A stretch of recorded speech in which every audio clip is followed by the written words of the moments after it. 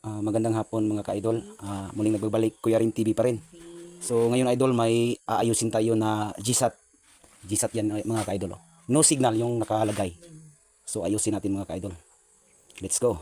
Dito yung sira niya mga ka-idol. Oh. Ito yung sira niya kasi nawala yung alignment dito sa kanyang plato. Dito sa kanyang plato mga ka-idol. So ayusin natin ngayon. I-align ta lang. Align lang natin. Bubuksan natin mga ka-idol yung installation settings, installation pala, sorry, 000 and then manual search. Yan, no signal talaga. So sa doon sa plato niya ang may sira. Okay, gagamitan natin ng finder. Ito idol, yung finder na tinatawag para ito sa pag install or alignment. Ito mga ka-idol ha, gamit po ako ng B8 finder para sa GSAT. Ito yung tawag na B8 finder. Ito mga ka-idol. Ito yung gamit ko. Nakakonect siya sa cellphone. Ito na yung kanya. B8 finder yan mga ka-idol. Walang kuryente ngayon.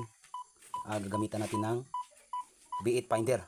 Dito natin malalaman kung merong signal o wala. Ito walang signal kasi doon sa taas yung may sira. So i-align natin mga ka-idol. Tara.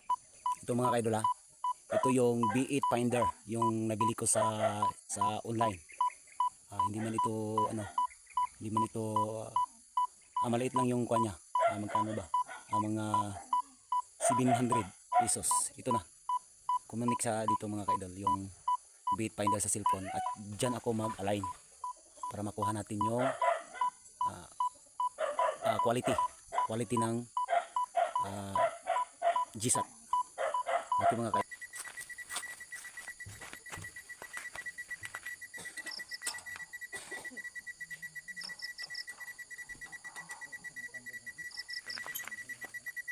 Ito na mga ka-idol.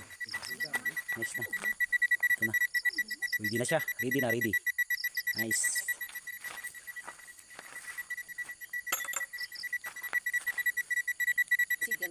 Yan mga ka-idol. Ito na yung